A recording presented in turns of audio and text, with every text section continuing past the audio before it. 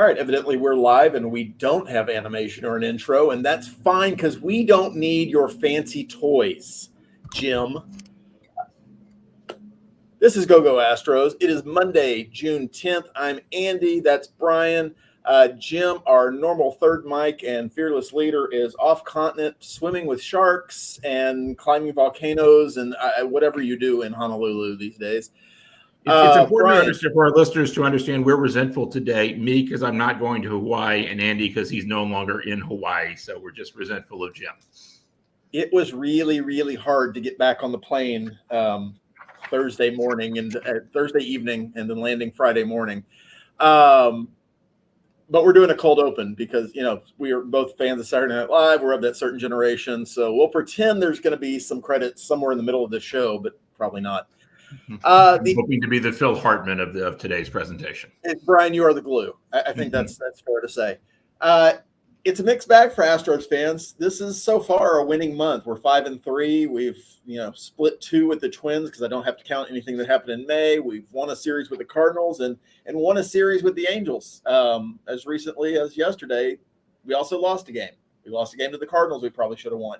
So I think we're full on in the emotional hole of the season where normally winning 2 series in a row is not a bad thing. But if you go on Astros Twitter and talk to most of your Astros friends, fan friends, you will find out that most of us aren't all that thrilled with the current state of the team. Brian, where are you? Where are you in your emotional hole right now? Yeah, I mean, they just went through a 4-2 week. They won series. We've talked about, getting out of the actual standings holes, about, it's a long process. And they need to, keep stacking series wins, which they've done 2 in a row now. And they go play a reeling Giants team who they could do that again. So, again, from that standpoint, it's good. But the losses are massive emotional holes because they dug such a big hole going 7-19 to start the season. And so any loss is annoying. The 2 losses this week were annoying, and they were very different types of losses because they lost the Wednesday game to the Cardinals by not having competitive at-bats. I think they fouled off like 7 balls in the entire game. And the Cardinals, I think, threw a collective team Maddox. And, of course, yesterday, I kind of want to say the less said about it, the better. But, I can't, it was an exceedingly frustrating loss because you certainly felt, as you said, that's a game you definitely should have won. And as much as, in sort of the long part of it, winning the series is good. They had 2 really nice wins over the Angels. Yesterday, something that sticks with you. And again, the emotional hole, I think, is pretty accurate there, Andy, because it felt like more losses than wins in the Angels series, even though that's literally not true. Well, and as Craig Harvey mentioned, I think it was a double gut punch because a lot of us are trying to figure out what's going on with our high-priced bullpen. And as of late, even though, the losses on Hader yesterday, most of the finger pointing, if it's not at Joe Espada, is at Ryan Presley. I think Brian Abreu has more or less righted his ship. And has been the pitcher we expected to see, although, control has not been there quite as much as it has been in past seasons. Hader's going to be Hader. He gives up he walks a lot of guys and gives up long home runs periodically. In between that, he's pretty brilliant when he's on. Ryan Presley has been a bag of, this is a family-friendly show, a bag of not nice stuff this year. He has struggled with command. I think the last time I looked, and I admittedly, I've been in Hawaii for a week. I know he had a good outing against somebody because Astros teacher was pretty happy about it because she's a big fan. But he's had, I think, 5 clean innings in his entire season so far. So he's been giving up base runners, allowing guys on, and unfortunately giving up runs. Yesterday, as soon as he gave up that first double, you knew that run was going to score. And it's kind of this, I grew up knowing that I should be afraid of quicksand based on watching a lot of Scooby-Doo. Watching Ryan Presley is quicksand, even when quicksand doesn't really exist in North America the way we expect it to. At least the way I was told to be prepared for it by watching Scooby-Doo. how much longer can Joe Espada stand to have Ryan Presley in that role? And has Brian Abreu kind of earned the chance to maybe take over the eighth inning role, the setup role, and Presley move down? Do we keep them in there? What's your opinion on what should be happening now? All right. I like the quicksand analogy here because one, quicksand does not exist in North America, as you said. And two, quicksand isn't, oh, you don't realize you're standing on quicksand and all of a sudden 20 seconds later, you're up to your neck in it and going to drown. Apparently, if you are in quicksand, you can swim you can float if you know how to swim. Because Ryan Presley, has a 2.77 xFIP, a 2.63 FIP because he's striking out nearly 12 guys an inning. His walk rate is elevated a little bit to one of the 3.24 per 9, so that's the highest in his career. So the command issues are certainly there, but it's mostly he's giving up a bunch of base hits, which is a big problem because we saw yesterday and the lack of clean innings, and of course you expect him to do this, but the question you asked me is going forward. Going forward, is Ryan Presley going to have a 5 ERA? No. Ryan Presley is, and he's pitching like this. He's got a chase rate at 69%, a K rate at 84 percentile among major leaguers. He's just not getting the results, which is a big problem because the losses are real. But should you go ahead? Yeah, I'd keep him. I'd keep him there. If you want to move him out of the eighth inning just because you think that would be better mentally for him, he just sort of needs something different. That's, I'm not sort of qualified. I don't know him enough on a personal level to make that judgment. That's a Joe Espada call if he wants to do that because it would just feel better for everybody. That would be fine. But as far as should you have confidence the next time Ryan Presley comes in the game, yes. If he gives up a single in the first at bat, should you fear? Again, the emotional hold tells you that you should, so that's understandable. Yeah, it's interesting because I think it was almost a year ago today in the 2023 season where Presley blew a lead to these same Angels. And I think they lost that game 13-12, where they had a pretty good lead going into the last couple of innings. And it was almost a harbinger of some things that were maybe to come if you believe in that sort of thing. And Presley's response to that was, I just need to stop sucking. If I just throw the pitches I need to throw. And from that point, basically from the beginning of the 23 season to that point, it seemed like he was throwing a lot more breaking balls, a lot more off-speed pitches, and decided to start throwing his fastball again. Are we seeing a similar mix this year where he's working on something? Or is it just, have you noticed that the pitch selection or anything else has been different than in the past? He is he relies on his fastball certainly less than Hader or Abreu, but that's because he has two breaking pitches. He has both a slider and a curveball, can throw sort of different shapes and loves to throw sort of particularly his power curve in, and frankly has a really good changeup that he doesn't use that often because he doesn't need it.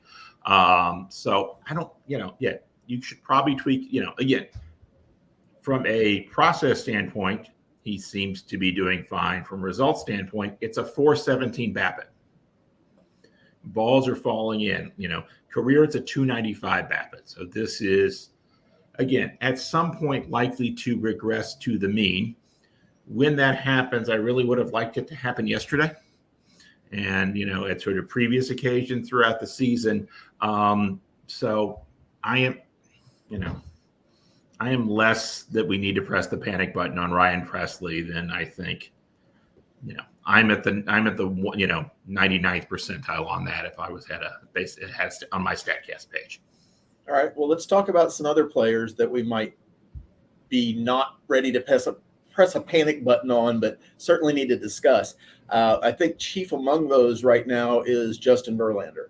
And I think there's a lot of things that happened yesterday during the game. You had a good offensive performance from a lot of guys. You had a comeback to take the lead. And Verlander gave up 4 runs and made the game probably a little bit more difficult than it needed to be. I think from where I sit, I don't think it's a secret that Justin Verlander is not the Justin Verlander of 2019 or 2021 or 2022. He's Justin Verlander, who's 41 years old in 2024. Not a bad pitcher, but not a Cy Young level pitcher. Yeah, absolutely. And the issue that's affecting Verlander is his inability to get swing and miss. His whiff rate right now is at the 27th percentile. I've got a StatCast page up. It's 21.3% strikeout rate this season. That's below major league average. Why is that the case? Because he's 41 years old. And the remarkable thing about Justin Verlander is we didn't have to say that about him until he was in his 40s. Right. Because every other pitcher in the majors, who gets into their 30s, Justin Verlander has held off time as long as possible. And as you say, he's not an ineffective pitcher. He's still someone they should send out there, not just so they lack options, but because he's, clearly one of their 5 best pitchers. But he is not Cy Young level Verlander anymore. He is, of course, as we know, an exceedingly smart pitcher, and therefore is going to work real hard to sort of figure things out and try to offer different looks to batters and try to outthink them. But he can't outthrow them anymore. And, well, from a 2024 Astros standpoint, that's something to, be frustrated by and sort of work through. From a 2017 through 2023 Astros standpoint, good Lord, he held that off as long as possible, and we got tons of benefits out of it, including 2 Cy Youngs and 2 World Series titles. So, but yeah, this year it's an issue. And it's a fine line. I mean, there's a lot of underlying numbers and a lot of things that need to be looked at. I'm sure the Astros are looking at those things. I'm sure Justin Verlander is looking at those things. And if he had only given up 3 runs yesterday instead of 4 runs yesterday, I don't think we're even having this conversation. Probably needed to, but I don't. It's again that emotional hole that the Astros have dug for themselves, and the fans have allowed themselves to fall in. 4 runs is a horrible outing. 3 runs is fine, and it is that final line. But unfortunately, that 4 runs is more the norm for him this season than not, and that's okay. He can be a solid number 2 or number 3 guy in this rotation, except we just put our number 2 on the IL until probably 2026. Fromber is pitching well of late, but I would say inconsistent at best. So you don't really have a number 1 guy in this rotation right now based on results. You certainly have one based on payroll. You certainly have one based on expectation. Those aren't necessarily the same guys anymore. But until, I don't know, a trade is made or Lance McCullers Jr. comes back and throws 36 curveballs in a row and is effective with doing that, I don't know where the Astros turn for starting pitching, for quality starting pitching, even though the guys in the rotation right now are pitching well right now. Yeah, there's no one has performed like an ace over the course of the season. Now, Fromber did on Friday, and that was real. You hope that would be beneficial to the bullpen, and I guess it was on Saturday.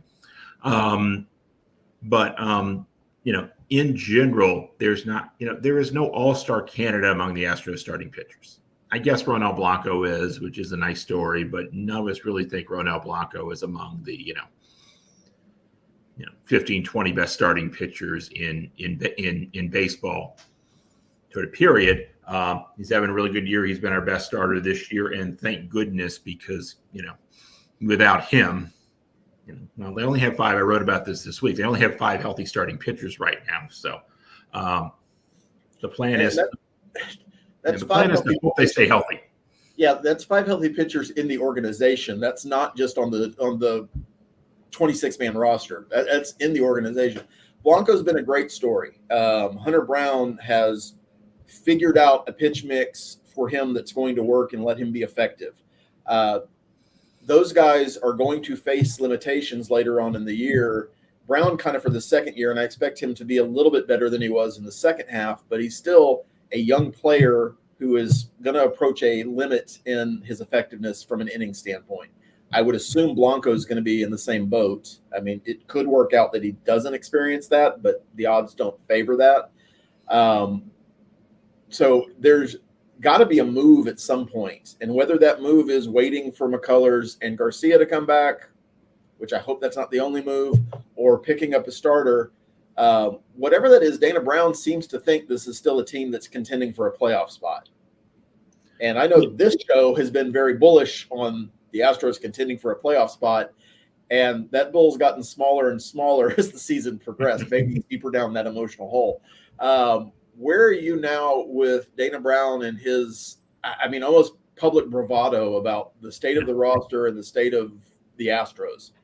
Yeah. Well, one thing I've noted about Dana Brown and his public statements is he's an optimist. He always gives a very sort of sunny take, and, maybe that's, normal, but it certainly stands as contrast from his two predecessors in how they would publicly communicate.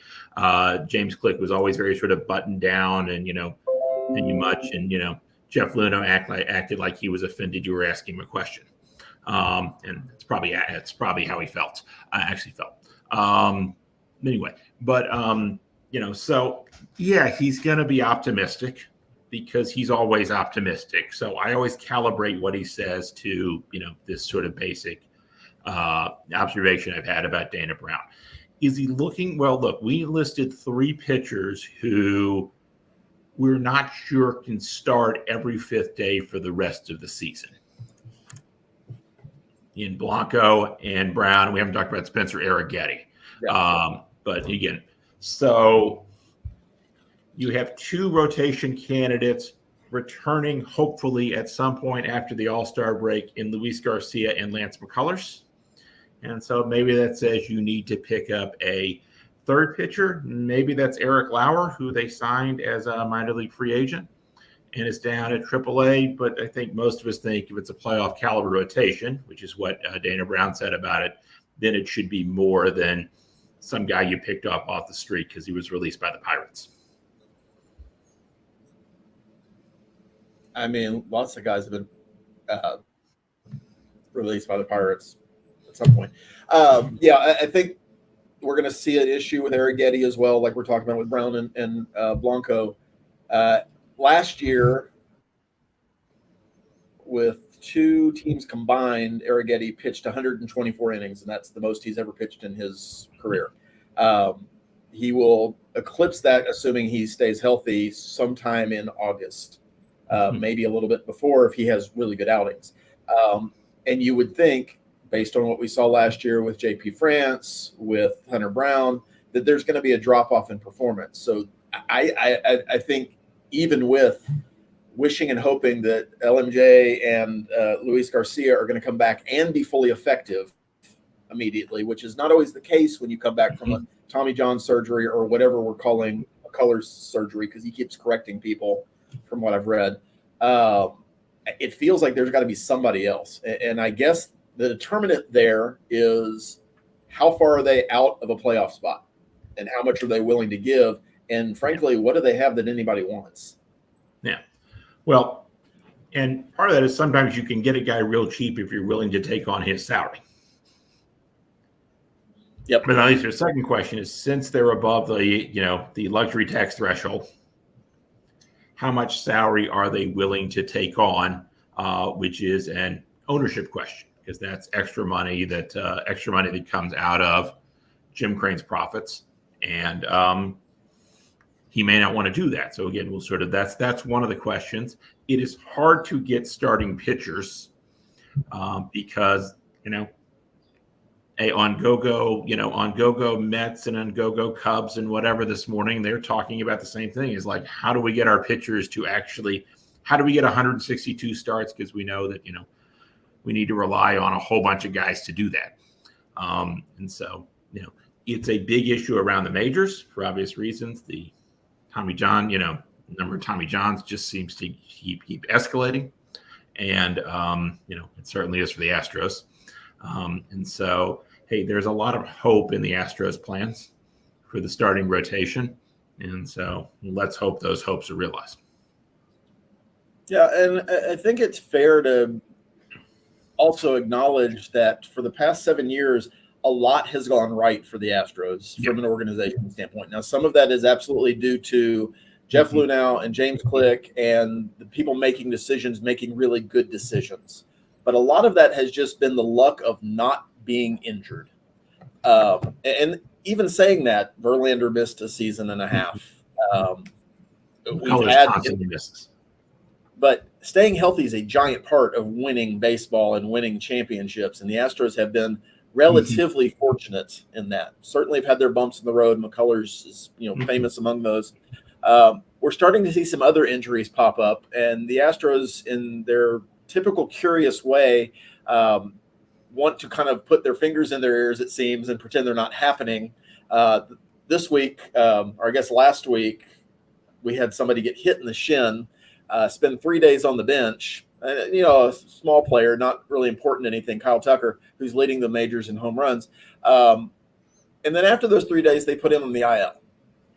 Yesterday, Alex Bregman left the game after getting hit in the hand for the second time in a couple of weeks. Evidently, x-rays are negative, so that's positive, but he's going to be listed day-to-day with hand discomfort. How many games before they put him on the IL and we play shorthanded? 3, 5? What's the over-under on that? First of all, it's Greg Kessinger season, apparently. And his Mauricio Dubon at third base is an adventure. We shall see. The disturbing thing to me about the Kyle Tucker thing is they didn't have somebody. He was supposed to be in the lineup on Friday.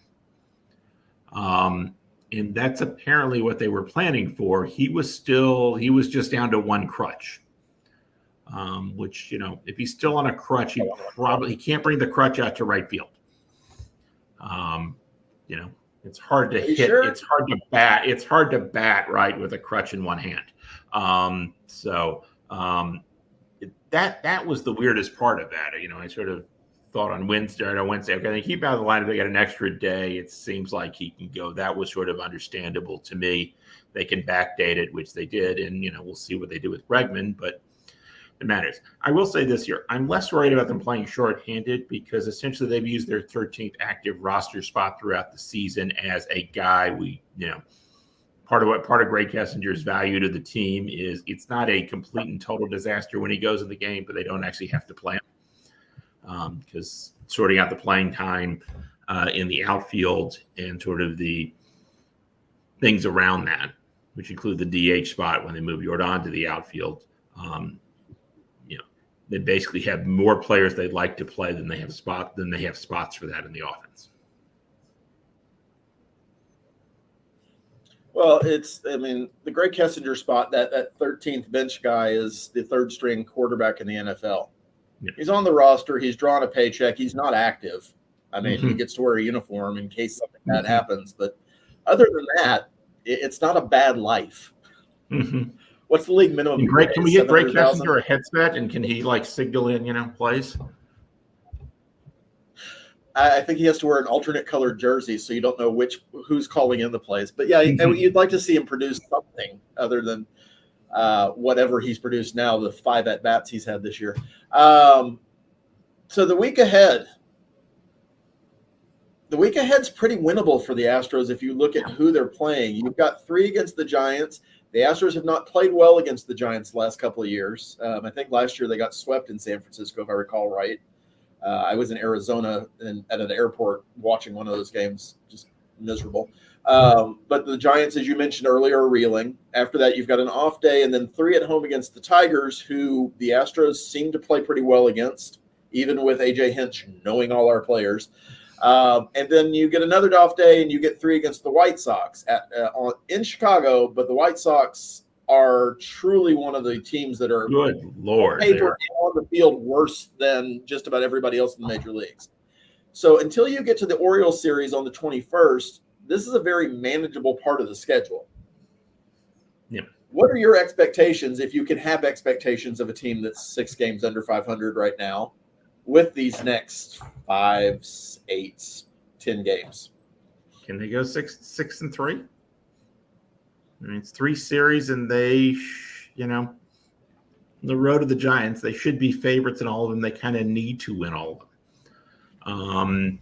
Again, we've talked about the emotional hole, but the actual hole in the standings is every loss is something of a big deal now. You can't just shake it off. Like it's the 2022 season. So is it realistic to expect them to win that many? I hope so, because they kind of need to. They need to play 600 ball to really get back in the playoff hunt. Again, I think it's a long, slow process, but they are better than the Giants, who are having an exceedingly frustrating year. They're better than the Tigers, who haven't fully launched yet into their rebuild, and they're better than the White Sox. And do you know who's leading the White Sox in WAR? Corey Julks. And Corey Julks got there 3 weeks ago. So, I think there was a tweet going around about this. It was like, the Astros, I think the implication is the Astros should regret getting rid of Corey Julks. And I just looked at it and said, no, good Lord, are the White Sox terrible? They did get Luis Robert back, which my fantasy team is happy for. Well, I mean, somebody's happy about that. Luis Robert seems to think he's going to be playing somewhere else soon. He keeps putting out cryptic tweets. And, of course, some of our more loyal Astros fans seem to think that means he's going to be in Houston somehow, because we have any pieces to deal for him. Evidently, the White Sox are asking for a package bigger than what the Padres are asking for Juan Soto. So that seeseems realistic. Yeah. It's okay. It's okay to want things. Yeah, it's absolutely. I believe in Christmas. The good news is that the Mariners, the Rangers haven't run away with the division. The Mariners have as many problems, if not more, than the Astros right now with starting pitching. They're a game and a half behind the Rangers for second place. I think we're 3.5 or 4 out of the wild card. Mariners are 6.5 ahead right now, but that fluctuates because the Mariners are very prone to losing 2-3 games in a row. I want to say this before we get off this Angels series. I am impressed with the Angels from the perspective of they're not a good team. And with Mike Trout out, they're a really bad team talent-wise. Ron Washington keeps them competitive in games. And I don't know that I gave Ron Washington enough credit for keeping the Rangers competitive when he was their manager. And I know the Braves front office and Braves fans raved about Ron Washington while he was their bench coach.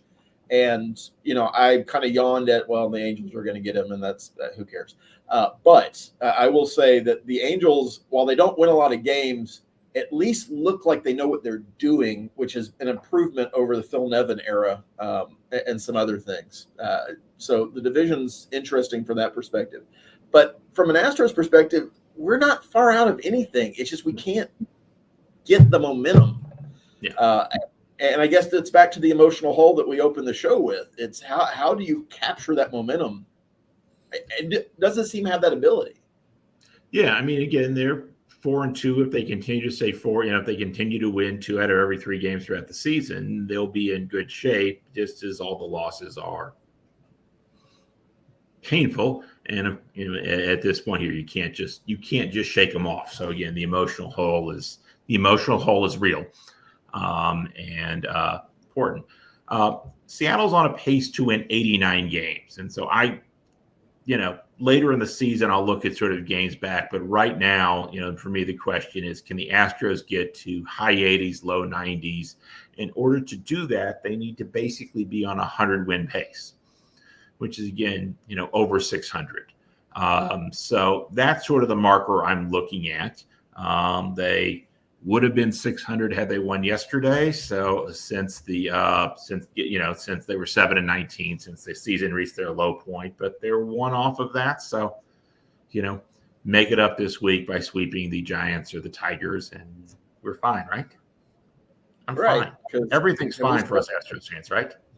Have we swept anybody this year? We swept the Besides A's. The Rockies. The Rockies don't count. That was out of country. I don't know if those games even count in the standings. I hope they do. It'll be interesting. It feels like they're right there. But again, the same thing we've been talking about all year. You'll have 3 games where the offense looks really good, and then they disappear for a couple of games. You have 3 or 4 games where the starting rotation looks really solid, and then they blow up. And then our bullpen is a constant mystery, minus a couple pieces. So big job for Joe Espada and his coaching staff.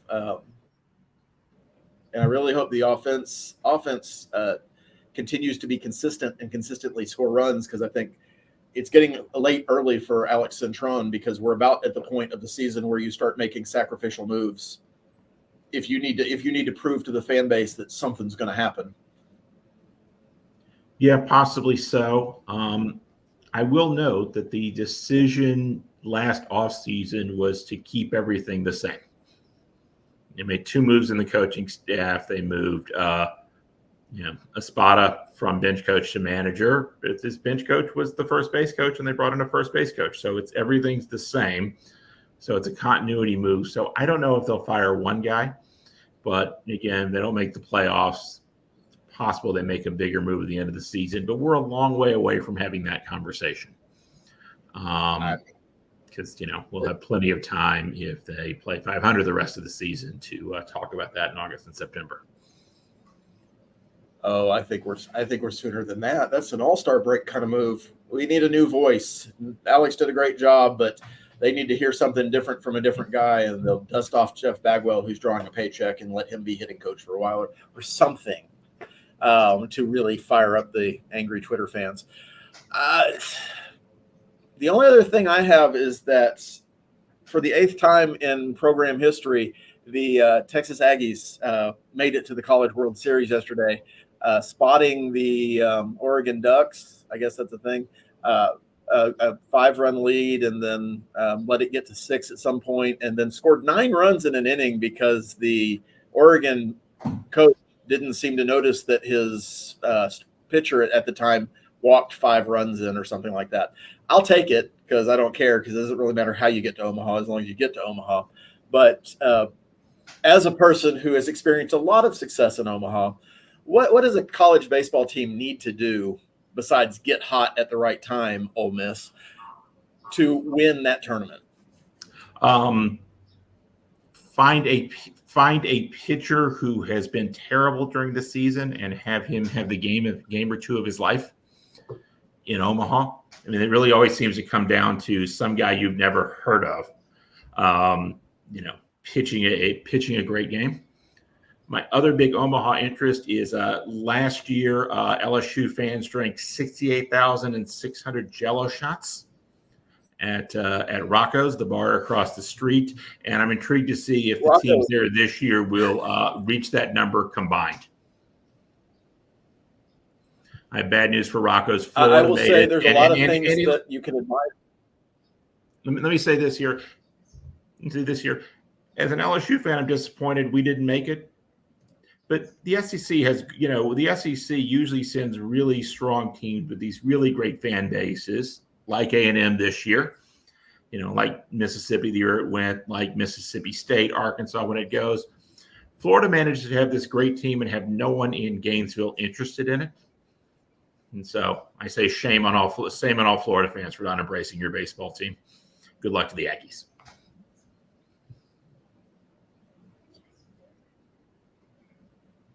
Yeah, if Georgia wins today, there'll be 5 of the 8 teams from the SEC, the other 3 coming from the ACC. So the balance of college baseball power certainly sits in a very specific geographic seat this year.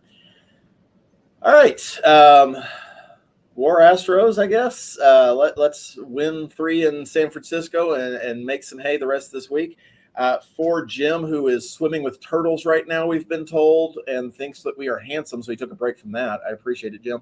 For Brian, I'm Andy. This is Go Astros, and have a great week. Go Astros.